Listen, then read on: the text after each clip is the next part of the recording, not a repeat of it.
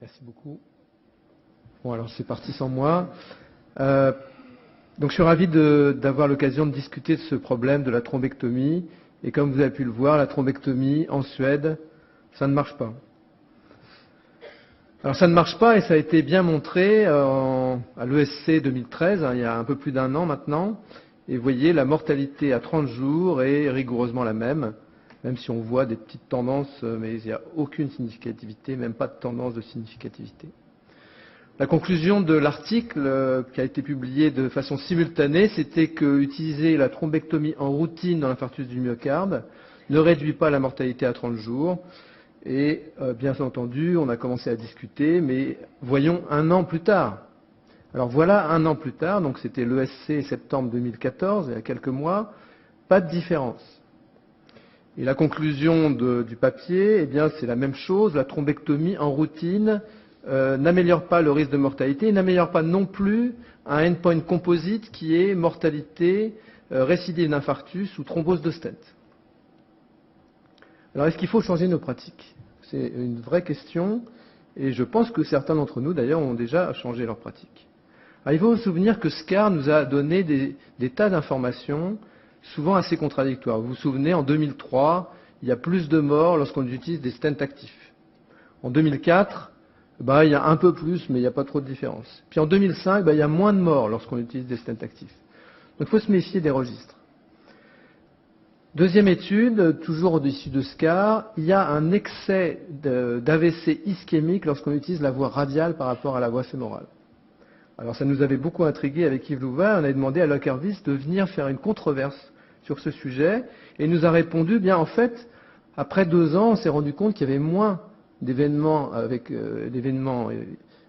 cérébro-ischémiques avec la voie radiale que la voie fémorale, et du coup, il n'y a plus de différence. Alors, quelles sont les limites de cette étude de test? En fait, il y a beaucoup de limites, et la première, c'est qu'il y a déjà eu une étude en Suède. Il y a déjà eu une étude, il y a 8 ans, même plus que 8 ans, qui a montré aucune différence en termes de mortalité, et même une tendance à une taille augmentée d'infarctus évaluée par l'IRM. Donc déjà, on est parti très mal en Suède. Alors, le design de test aussi est un vrai problème, parce que finalement, les patients étaient randomisés après l'angiographie, contrairement à TAPAS, qui, je vous le rappelle, est une étude positive. Et cette randomisation après l'angiographie entraîne des biais majeurs. Soit vous êtes très thrombectophile, et puis vous n'allez pas inclure le patient s'il a beaucoup de thrombus, donc vous allez mettre dans le registre. Soit vous êtes thrombectophobe, et alors là, vous n'allez pas l'inclure non plus, parce que quel est l'intérêt de prendre des risques à utiliser la thrombectomie alors qu'on ne peut ne pas l'utiliser. Donc vous allez le mettre dans le registre aussi. Donc finalement, dans cette étude, il y a beaucoup de patients qui sont dans le registre, c'est à peu près 1/3 de l'ensemble des patients, et bien entendu, ça pose un problème parce que ces patients ne sont pas analysés en détail. On a juste des informations sur la mortalité. Alors vous avez vu, la mortalité à 30 jours chez les patients randomisés est extrêmement basse, plus basse que ce qu'elle était prédite. Et en revanche, dans le registre, elle est très élevée. 10%, c'est pas du patient, c'est pas de l'infarctus tout venant en 2014. Alors si on regarde donc cette mortalité à 30 jours qui n'est pas différente, en fait, l'étude avait été dessinée pour une différence de 4,8% de décès à 30 jours pour la thrombectomie et 6,3% lorsqu'on ne faisait pas la thrombectomie. En fait, là, vous voyez qu'on est très loin du compte. Et que donc, si on voulait avoir la puissance suffisante pour démontrer cela, il faudrait 95 000 patients. Donc l'étude, clairement, est sous-dimensionnée avec les résultats qu'il y a eu dans la randomisation.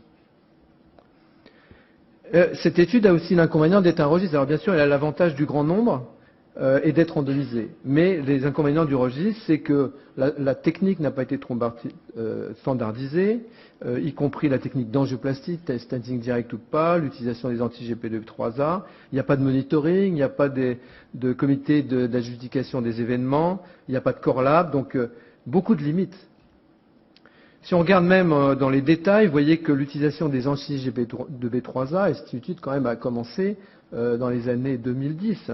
Vous voyez qu'on a 17%, 15%, donc un taux très bas d'anti-GP2-3A, et on sait que dans l'infarctus, et notamment lorsqu'on utilise la thrombectomie. C'est une belle étude de Francesco Burzotta regardant les données individuelles des patients. Vous voyez qu'il y a un effet cumulatif de la thrombectomie et des anti-GPL3A.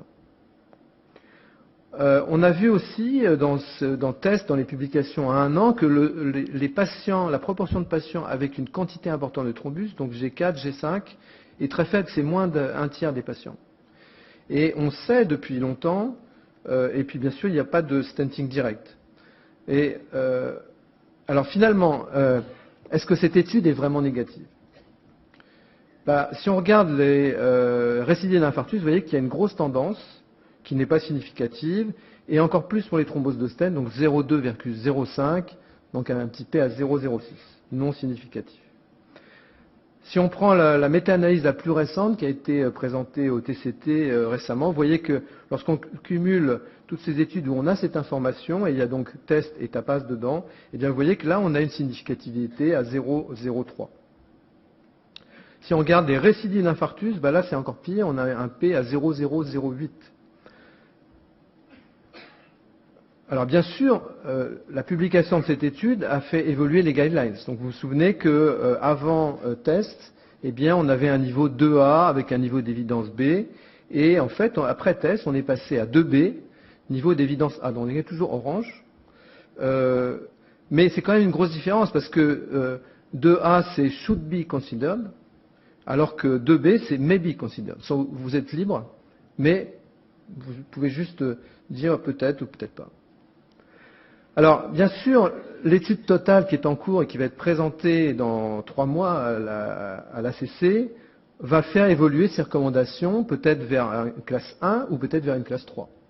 Et donc là, on pourra redébattre l'année prochaine des résultats de totale. Vous savez que c'est une grosse étude, randomisée. Elle est randomisée avant l'angiographie, ce qui, je pense, est important pour éviter les biais d'inclusion. Il y a des recommandations techniques qui sont très claires. Le critère primaire est un critère composite qui a été décidé pour avoir une réduction de risque relatif de 20%. Et donc c'est décès, récidive d'infarctus, choc et œdème pulmonaire. À l'inverse, il n'y a pas de registre des patients exclus, donc ça pourra être un problème éventuellement. Et puis les critères pour l'opérateur qui participe à l'étude, c'est qu'il faut faire au moins 4 thrombectomies dans les 2 dernières années. Donc c'est un peu juste comme expérience à mon avis. Donc finalement, je pense que si l'on veut être efficace, la question c'est plutôt à qui il faut le faire et comment il faut le faire. Alors à qui il faut le faire? Bien, je crois que c'est assez simple, et il y a beaucoup de consensus là-dessus. C'est quand il y a un flux TIMI 0 ou 1 après passage du guide, il y a souvent une grosse quantité de thrombus, lorsqu'on voit le thrombus bien entendu, et puis lorsqu'il y a des embolies distales. Alors ça a été bien montré par Francesco Burzotta il y a de nombreuses années, et lorsque vous regardez dans cette étude remédiale les sous-groupes, vous voyez que ceux qui bénéficient, c'est ceux qui ont un TIMI 0,1 après passage du guide et ceux qui ont un thrombus score élevé. Et puis il y a une très belle étude de Chopard, qui est un groupe français, qui a montré que lorsqu'on retrouvait du thrombus dans le cathéter de thrombectomie, eh bien, il y avait un impact sur la taille de l'infarctus qui était réduite de façon significative. Alors ça, c'est vraiment une très belle étude, et en analyse multivariée, cette étude a montré que ce paramètre était un facteur indépendant de diminution de la taille de l'infarctus. Alors comment? Eh bien, je crois que tout le monde est assez d'accord là-dessus, mais on pourrait en débattre. Démarrer avant de franchir la lésion, avancer lentement à travers la lésion, reculer quand le flux s'arrête ou se ralentit, retirer le cathéter lorsqu'il est bouché par le thrombus, en restant en aspiration, faire au moins 3 passages, un seul n'est pas suffisant, ne pas hésiter à grossir en 7F sur les artères de au moins 3 mm, aller chercher les emboles distaux, penser à l'option MIMI, parce que faire MIMI sans thrombectomie, c'est pas possible. Et puis ne pas oublier que les anti-GPL3A existent toujours à la phase aiguë de l'infarctus, surtout si on n'est pas traité en amont. Alors pour finir, je voulais juste vous montrer un cas, et peut-être soumettre à votre réflexion ce cas-là. Est-ce que vous allez faire de la thrombectomie ou pas?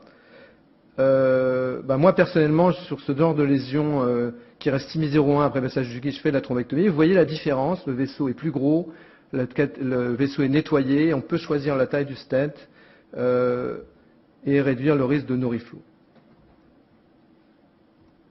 Voilà, je vous remercie pour votre attention. Merci beaucoup Thierry. Est-ce qu'il y a des questions dans la salle ?